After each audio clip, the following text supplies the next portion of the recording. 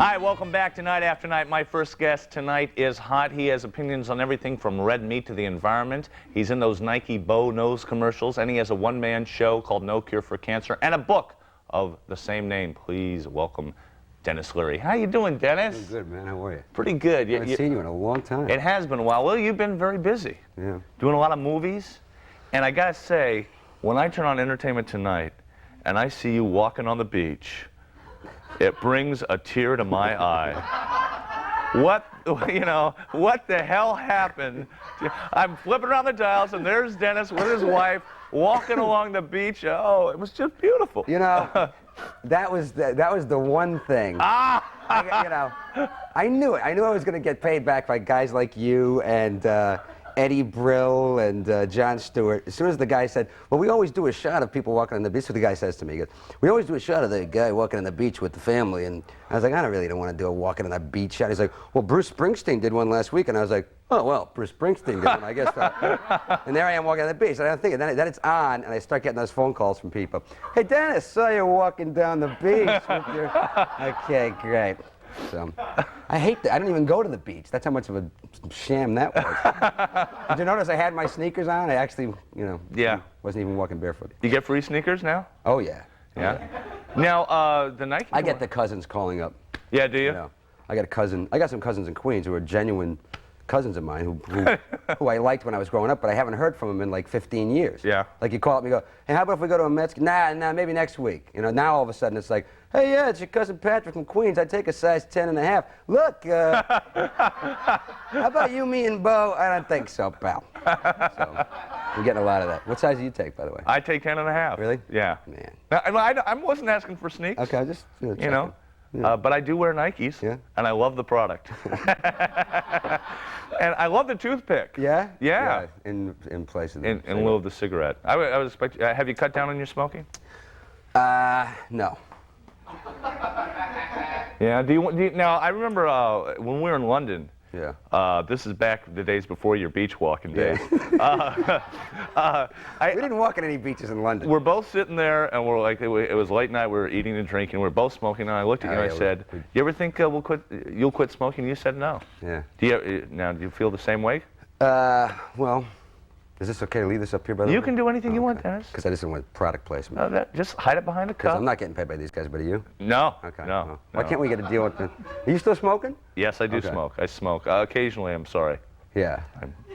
Well, I think you're like me. I think it's one of those things when you're sitting around eating, talking, and drinking, you're like, yeah, well, one day I'll quit and, light up. Yeah. But in reality, we're addicted. We're junkies, and we're not going to quit unless we have to, right? But now you have a couple kids at home now. Yeah. Since the last time you've been here. Do you worry about secondhand smoke for them? Mm-hmm.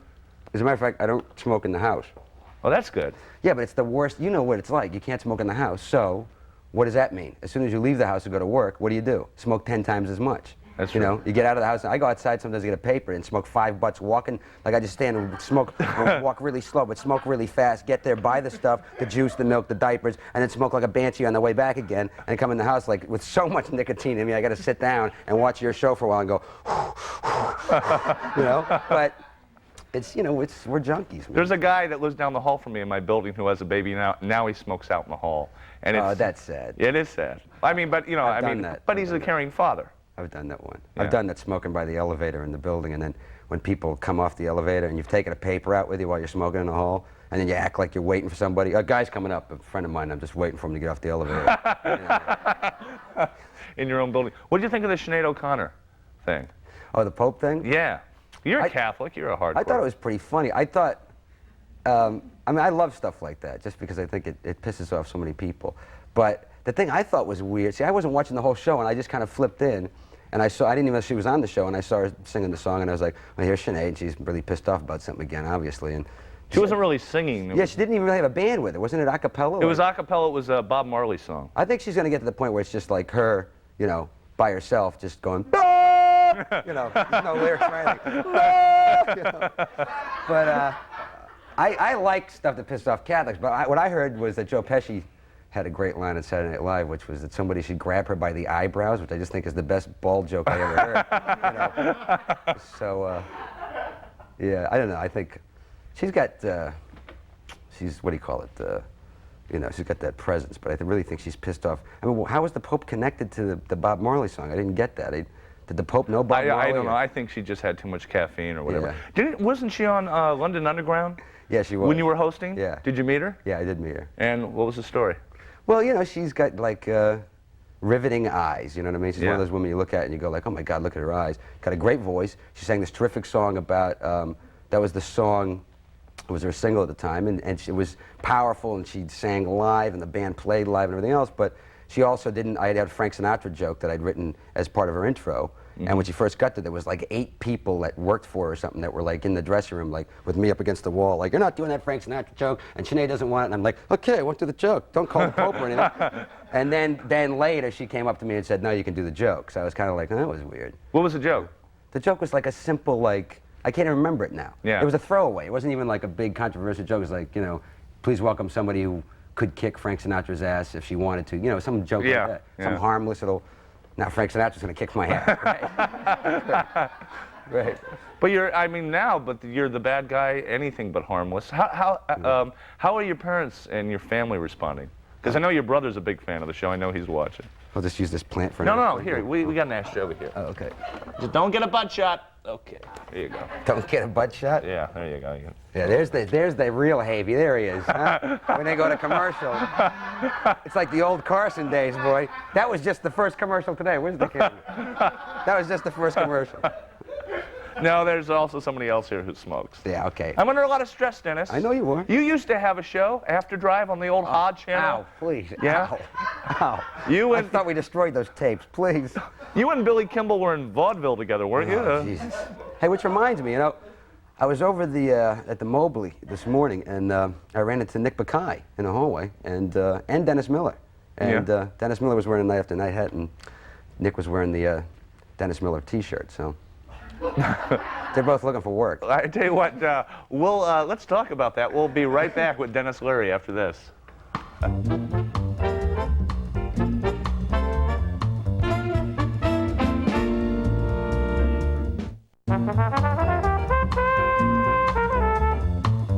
Hey, welcome back to the show. I'm here with comedian Dennis Leary. Smear campaign. We got to jump on now. We got to go. You got to defend. You know, Dennis and Miller, and you know, like you said, Dennis is out of a job now. Yeah. Did you do the Dennis Miller show? No, I was going to do the show, and then things got busy, and I couldn't do it, and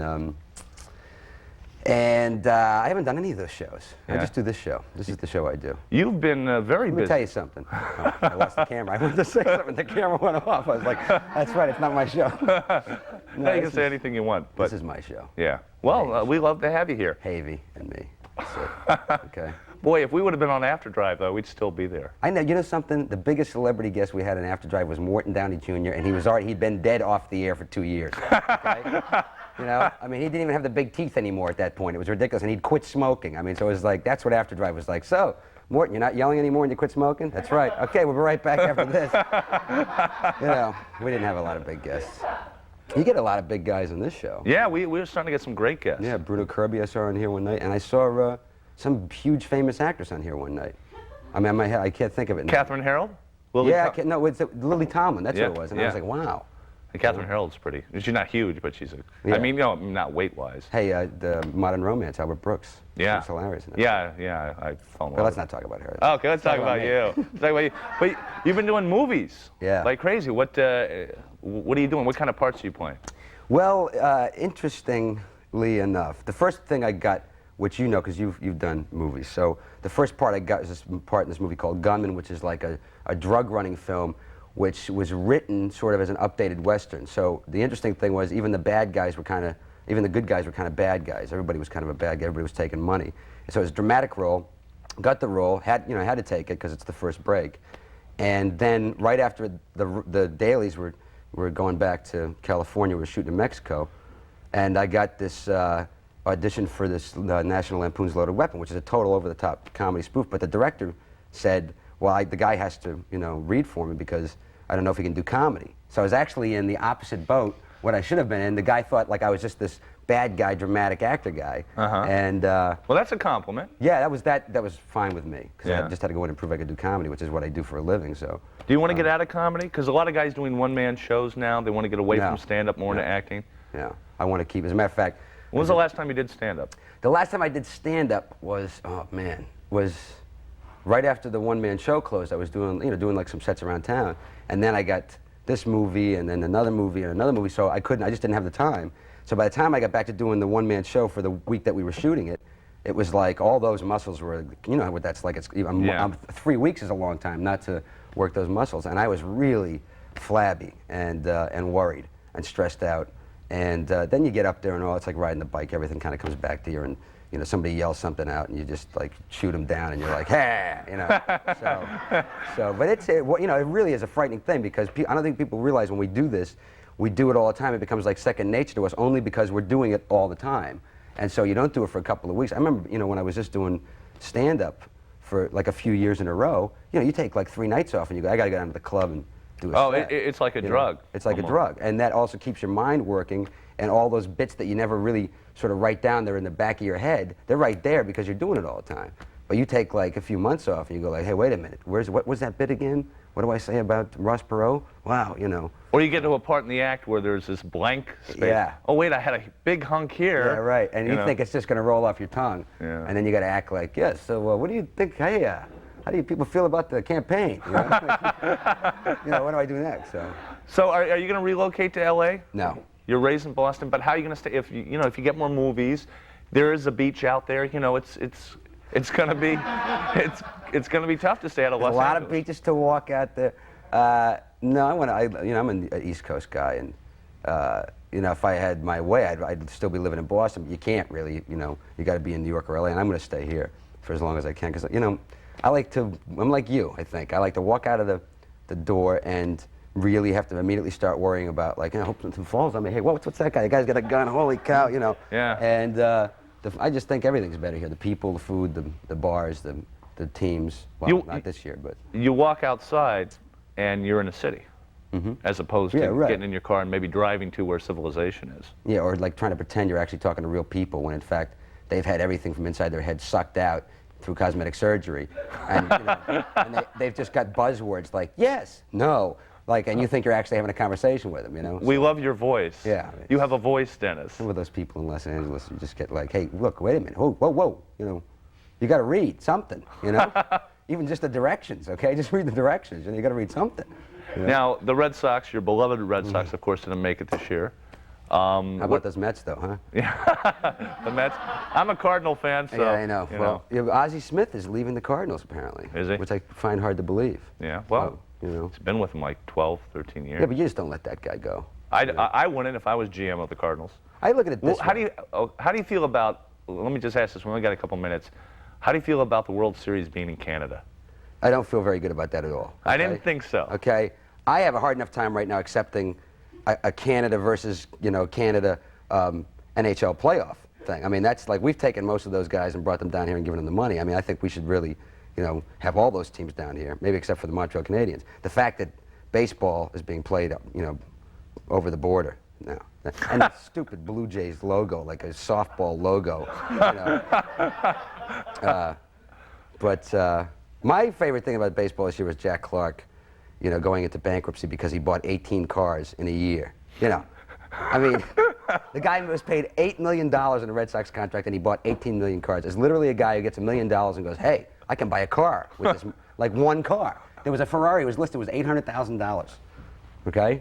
I mean, how do you drive them? Which days does it work? You know, today's Ferrari day, tomorrow's. He had, the funny thing was he had 4 of the same car. He had 4 BMWs, all black, all the same year. You know. It's like underwear, put your name on it. Yeah, I don't know what it is, you know. Now, well, you're making some money now. I mean, I haven't talked to your accountant or anything, but you got 3 movies, you got the book, you got the special on Showtime. You're starting to see, you know, it's not like that, you know, Don Ho Jack you used to see at Boston Comedy Club. Yeah, right. Here's $20, yeah, you know? Right. What's the first big thing you want to get? What's, you know? The first thing I want to buy? Yeah.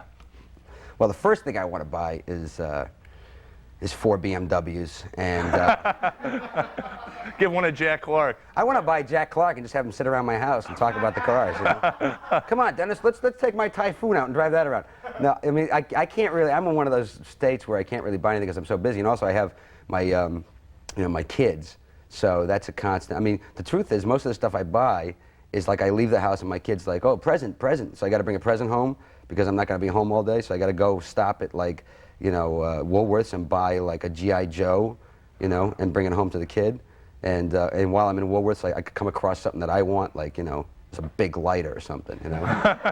So that's about it. Did your dad buy presents? If you would have said to your dad growing up, present, what would your dad? Now, most of my presents, because we were growing up, we didn't have a lot of money. My dad was a mechanic. Most of our presents were actual parts from cars. So it's like, here you go, son, carburetor. Thanks, Dad.